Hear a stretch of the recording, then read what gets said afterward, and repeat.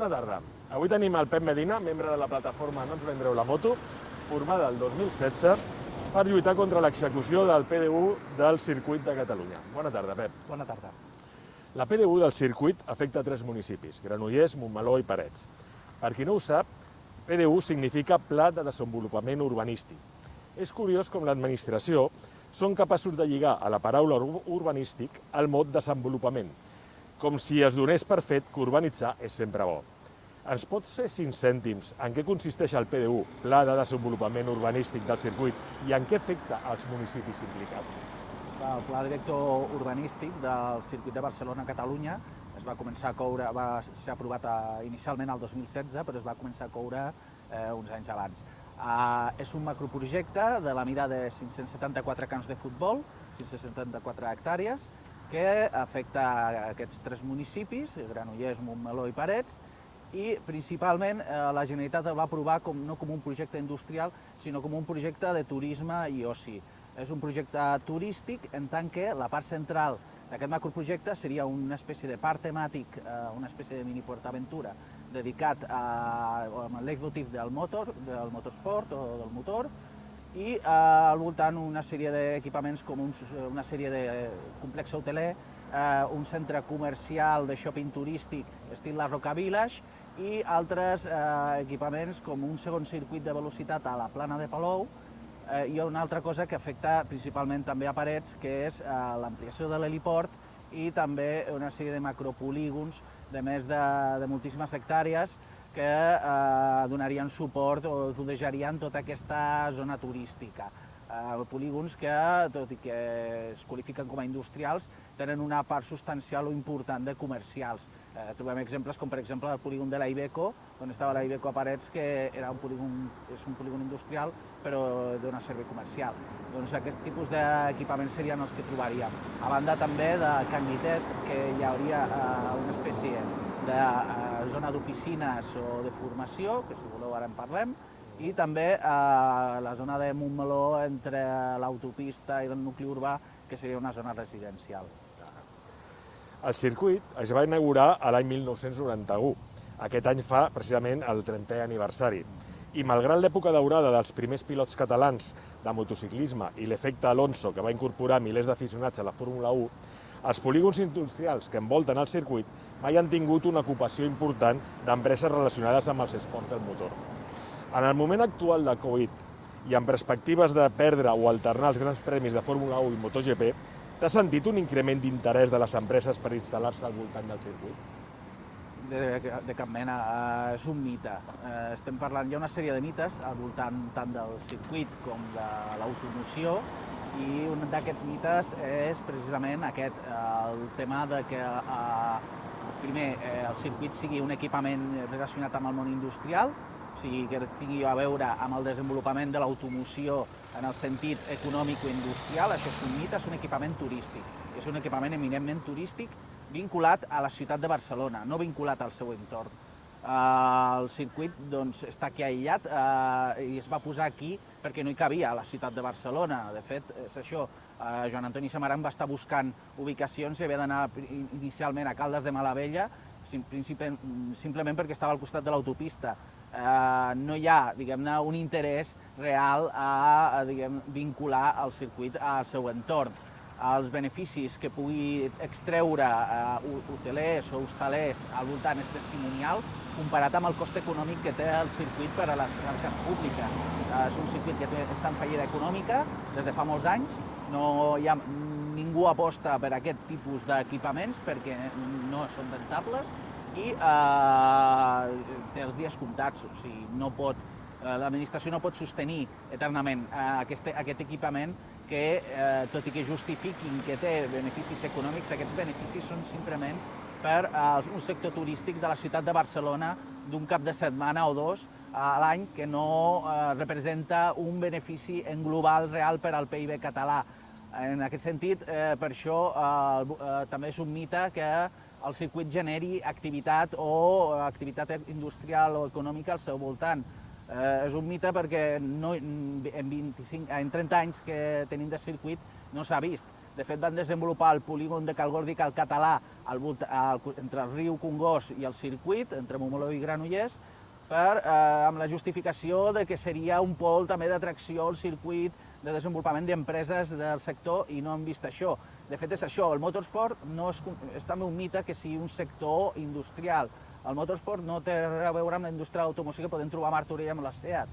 És un sector que està més vinculat al turisme. És com dir que els turoperadors són sector industrial o són del sector de l'automoció, perquè utilitzen autobusos. Doncs és el mateix el motorsport. Perquè utilitzin cotxes és simplement un espectacle turístic o d'oci o del món de l'espectacle, però no és un sector de desenvolupament i innovació industrial, sinó faria anys que serien tots els cotxes elèctrics en aquest sector i no ho són, perquè és principalment en l'espectacle i altres adjectius que li posen a aquest sector, l'emoció, l'espectacle, etc., que no són exactament, no són industrials. El motorsport no persegueix un desenvolupament econòmic o tecnològic. I en aquest sentit, per això i per aquests motius alimenten aquest mite, deien que al voltant del circuit es genera activitat econòmica, i això no és veritat.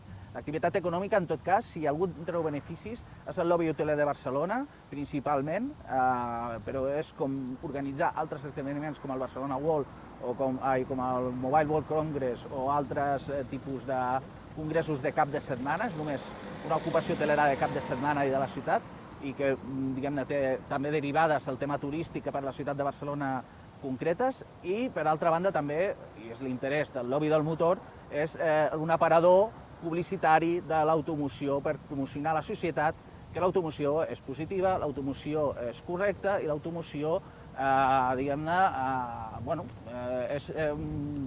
té uns paràmetres positius que fa que la gent agafi més el cotxe o consideri que no és nociu o no és tan greu agafar un cotxe i contribuir a la contaminació i al canvi climàtic.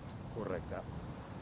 Precisament una de les justificacions per crear el PDU, el Pla de Desenvolupament Urbanístic del Circuit, i poder requalificar terrenys agrícoles en terrenys industrials urbanístics, és crear un parc del motor del que estàvem parlant. Diuen que per atreure la indústria d'aquest sector, just quan aquesta ha d'encarar el repte d'afrontar la transició de la fabricació dels cotxes actuals al cotxe elèctric, com estaves comentant ara fa un moment. En aquest sentit, estem vivint els problemes de Nissan i de més a prop de Bosch, amb una planta aquí a Lliçà, que deslocalitza la producció per endur-se-la a Polònia. Veus aquest fracàs de l'administració per mantenir o atraure a la indústria del motor com un error de planificació o com un pretext per requalificar terrenys?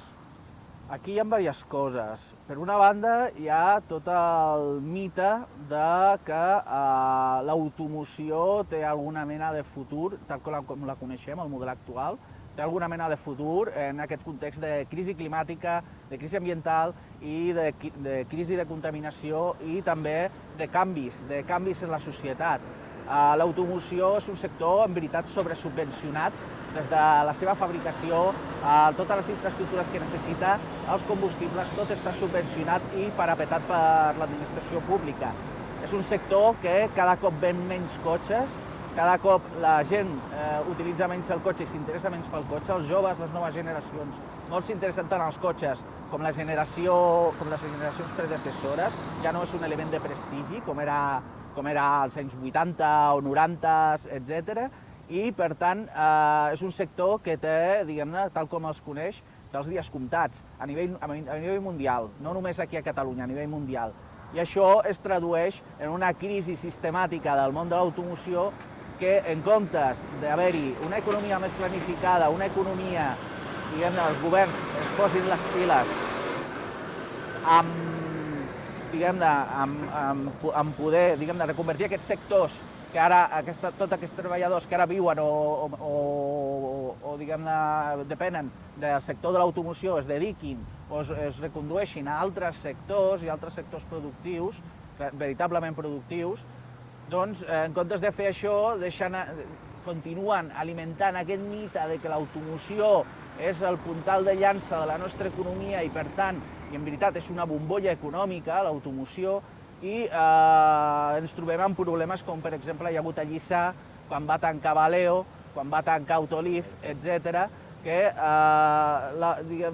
és un sector que va agonitzant i va traslladant la producció on és més econòmica, etc., i va demanant diners, com va demanar l'altre dia la SEAT, que va demanar que els fons europeus que corresponen a Catalunya vagin per la SEAT, que ells fabricaran bateries elèctriques i cotxes elèctrics, quan també és un mite que el cotxe elèctric sigui la solució o vagi a solucionar els reptes del canvi climàtic. L'única forma de solucionar la crisi energètica, perquè el cotxe elèctric també tindrà un multiplicador de demanda energètica amb les derivades que té a nivell mundial i a les derivades que té a nivell local, amb el desenvolupament de parcs solars, la concentració en grans multinacionals, etc.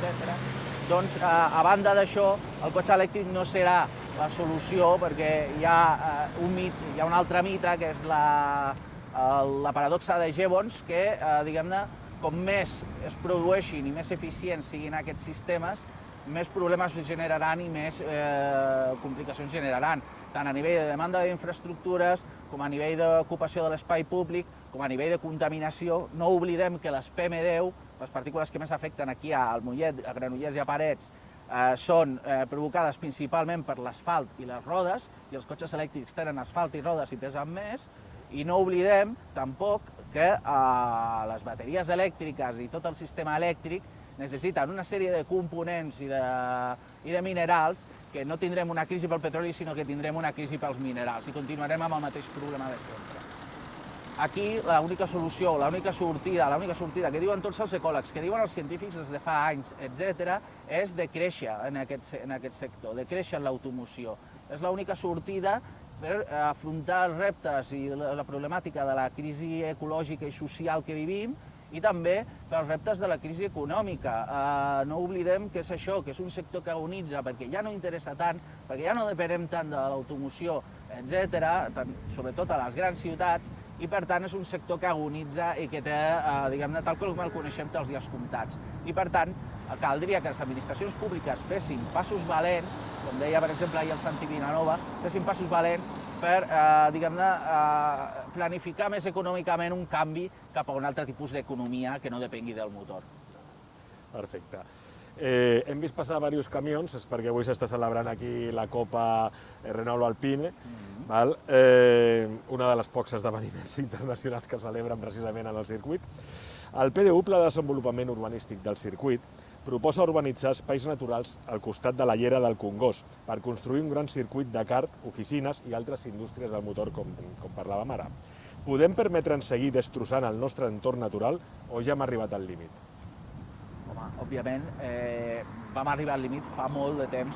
El tema de la urbanització, aquí al Vallès Oriental ho hem notat i es continuarà notant. Aquí hi ha un altre mite, diguem-ne, un altre mite que hauríem d'haver superat fa anys, perquè l'anterior crisi econòmica que hi va haver en relació al món del totxo i al món del pilotatge urbanístic, doncs ja va demostrar que posar un totxo sobre un altre no genera riquesa, sinó que a la llarga paguem tots els plats trencats i les conseqüències. En aquest sentit, es continuen els polítics ancorats en els mites de fa 50 anys, en els quals urbanitzar és símbol de progrés, quan no és així. Ho estem veient, amb el tema de l'habitatge, on no acabem de sortir, cada cop tot depèn més de fons voltors que per alguna cosa estan ficats en aquest sector. I aleshores ens trobem amb això, que volen urbanitzar, per exemple, un segon circuit, com deies tu, al costat del riu Congost, un circuit que diuen kàrting internacional, tot i que la paraula kàrting no és que sigui de karts, sinó que és un tipus de categoria que hi ha al món del motor, que és el tipus de llargada i de dimensions de la pista. Estem parlant que seria una tercera part de gran del circuit i funcionaria com un circuit annexe que, vinculat a nivell de vials i infraestructures amb la resta del moll de shopping turístic i del parc temàtic, doncs funcionaria una mica com a una atracció més de tot aquest complex vinculat als hotels. Molt bé. A punt de la finalització de les concessions de la C33, que d'una forma natural, per l'alliberament dels peatges, hauria de fer guanyar fluïdesa a la C17, just al mateix temps estem construint una ampliació d'aquesta infraestructura mentre es manté l'amenaça pel territori del quart cinturó. Creus que l'obra pública i la planificació del territori obeeixen al bé comú a mig i llarg termini o es mouen per altres paràmetres? Hi ha una mica de tot. Hi ha, per una banda, aquest mite també de considerar que com més infraestructures viàries de motor, més millorarà la mobilitat. És una paradoxa també que va formular un altre científic als anys 70, imagina't, Braes, la paradoxa de Braes, que diu que com més carrils es posin a les autopistes, més gran serà el col·lapse a mig i llarg termini. Ho hem vist a l'AP7, l'AP7 va passar de 3 a 4 carrils, continua col·lapsada, a les hores punta, continua amb una d'allò, i ho veurem també amb la C-17, amb l'ampliació de 3 carrils de la C-17 aquí a Parets, entre Granollers i Mollet. És una infraestructura que encara que actualment serveix també com a via alternativa per anar des del centre de l'àrea metropolitana cap al nord de l'àrea metropolitana, per estalviar el peatge de la Roca, però també s'està ampliant també per planificar, obeeix a interessos de la Mango, obeeix a interessos també del PDU del circuit i obeeix també a altres interessos de tipus concessionari d'obra pública. Les administracions continuen fent obra pública perquè això dona vots i hi ha concessionàries que viuen de l'obra pública perquè això s'enriqueix i poden ser grans empreses de l'IBEX 35. En aquest sentit, és això, sí que responen a una sèrie d'interessos econòmics i polítics, però també hi ha una qüestió de considerar que com més carrils i més autopistes i més autovies, doncs tot funcionarà millor, quan, diguem-ne, això genera més problemes que després hem de solucionar amb coses que generen més problemes. I en comptes de fer una aposta planificada i global i més profunda i el poder polític fer, agafar el toro per les banyes i menys deixar fer, doncs es continua donant servei a la carta per la lliure d'autovies i autopistes. En aquest sentit, a Parets, per exemple, estava també amenaçat, aquí estaríem amenaçat també perquè a banda de passar la C-17 de 4 a 6 carrils, també hi ha projectada una C-17 paral·lela, que és una cosa que no es comenta o es confon a vegades perquè parlen de desdoblament i no és el, diguem-ne, que ampliïn carrils a la C-17, sinó que faran una C-17 que distanciarà de l'altra C-17 uns 400 o 500 metres i anirà justament per on estem ara, per tota la carena de la muntanya. Diguem-ne, això donarà servei al PDU del circuit i connectarà també l'autopista més directament amb el circuit. És una altra infraestructura que està planificada i és condició sine qua non per desenvolupar el PDU del circuit, però en canvi estan ampliant la C-17 actual i tindrem 6 carrils per aquí i 6 carrils per aquí que contribuiran a la contaminació, a la destrucció de territori, etc. I a més, també hi ha, no sé si en parlem ara, també hi ha el tema de Parets amb la C-35, l'autovia C-35, que tota aquesta via interpolar que ara va de Granollers a Parets es convertiria en una autovia que baixaria des de paral·lela a l'AP7, des de la Roca Village, fins aquí a la zona del circuit, però ampliable cap a la zona del Vallès Occidental. S'ampliaria cap a Palau-solità i Santa Perpètua i passant per tota la zona de Gallecs, que és una de les opcions que es contemplen com a quart cinturó, com a alternativa al quart cinturó. La Generalitat va estar anys defensant aquesta alternativa de fer passar el quart cinturó per Parets i Gallecs. I aleshores aquesta infraestructura és també un perill, perquè també és condició sine qua non per al desenvolupament de tot aquest complex turístic i podria tenir en un futur, a llarg termini, afectacions sobre la zona de Gallecs i conflictes sobre la zona de Gallecs quan es vulgui ampliar cap al Vallès Occidental. El PDU, Pla de Desenvolupament Urbanístic del Circuit, preveu la construcció de diferents instal·lacions com, has dit abans, un gran circuit annex de càrting internacional, 2 hotels, 2 autovies de connexió, la nova C-17 i la interpolar C-35 i altres edificacions d'elevades dimensions destinades a la recreació. Així doncs, els impactes van des de l'afectació sobre diferents paratges naturals locals i connectors biològics fins a la imposició d'un model econòmic de megacomplexes recreatius i d'un model social laboral precaritzador i de grans multinacionals com passava amb el conegut projecte del Barcelona World de Salou. A banda d'aquests impactes per a tota la comarca en diferents vessants. El projecte té molts vasos comunicants amb megaprojectes o grans interessos com el quart cinturó, el centre logístic de Mango o els peatges de Cesa. Com és que la gent està tan desinformada sobre l'impacte que aquest projecte influirà en les seves vides d'una forma tan devastadora? Perquè és molt complex.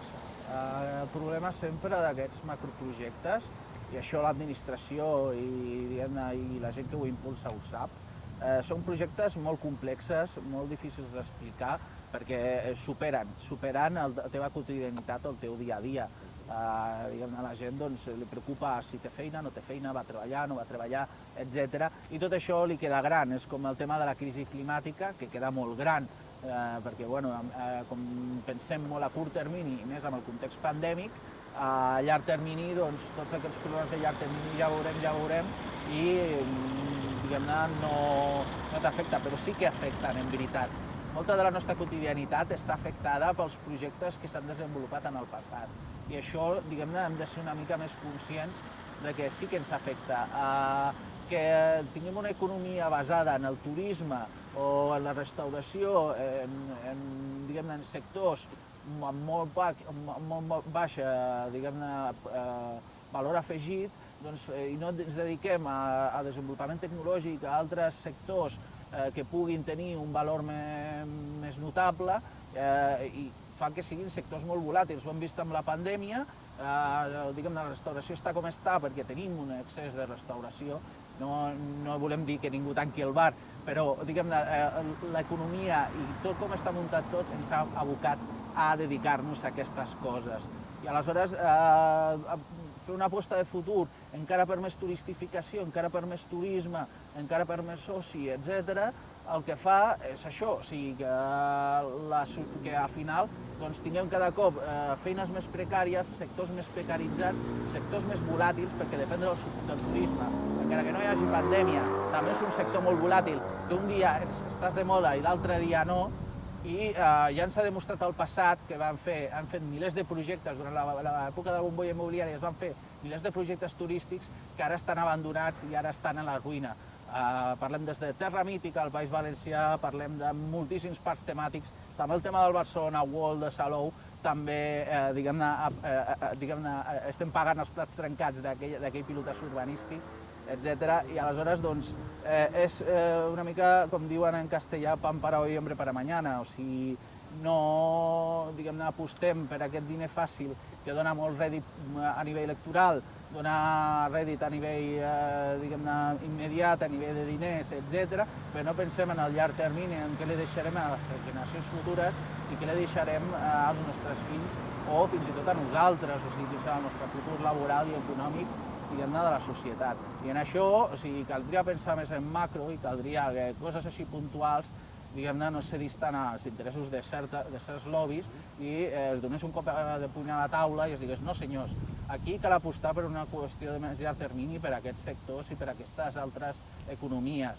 El que no podem fer és que tinguem l'únic connector biològic que connecta la vall del Tenes amb la vall del Congost, que és aquí a la Serra de Ponent, i es vagi a urbanitzar completament tota aquella zona, tot i que les lleis urbanístiques ho permetin, tot i que els informes ambientals els hi donin la raó, perquè òbviament els informes ambientals no els diran no, de què aneu, i les lleis urbanístiques diran el mateix, igual que també venen la moto, per exemple, que un 44% del PDU del circuit són zones no urbanitzables, quan aquestes zones no urbanitzables van des del circuit de kàrting que deies de Palou, a circuits com els que tenim de motocross 4x4, etc., a altres equipaments que estan en zona no urbanitzable, però ho expliquen com si fos no urbanitzable vol dir natural, agrari o tal, però no urbanitzable no oblidem que segons la llei urbanística poden construir també igualment, el que no poden construir són habitatges o comerços. M'enrotllem molt, però volia arribar a això, al tema del corredor biològic, al tema de com afectarà també el riu Congost, que per exemple hi ha un abocador clausurat on va el circuit internacional aquest, hi ha un abocador que es va clausurar a finals dels 80, que tenia problemes de filtració, es va injectar molts diners dels fons europeus per evitar-ho, però al PDU del circuit a cap lloc no hi ha cap línia als informes ambientals de l'ACA, als informes ambientals d'altres d'altres institucions, etc., no hi ha ni una línia d'advertència de que existeix aquest abocador, i això és un frau com una casa, perquè s'hauria d'avisar, si fos per bo o per malament, que existeix aquest abocador. Per què no s'explica que ja hi havia un abocador, que encara existeix allà clausurat, que pot, diguem-ne, remoure terra es pot tenir o no pot tenir? Per què no s'explica si pot tenir o no pot tenir problemes per al riu? Perquè és un problema per al futur. Estem parlant d'això, estem parlant de que en aquest sentit no els importa, diguem-ne, carregar-se, diguem-ne, que tota l'àrea, la plaça central del Vallès Oriental acabi urbanitzada, es tallin corredors biològics, etc., no els preocupa ni molt menys, perquè tampoc a la gent li preocupa.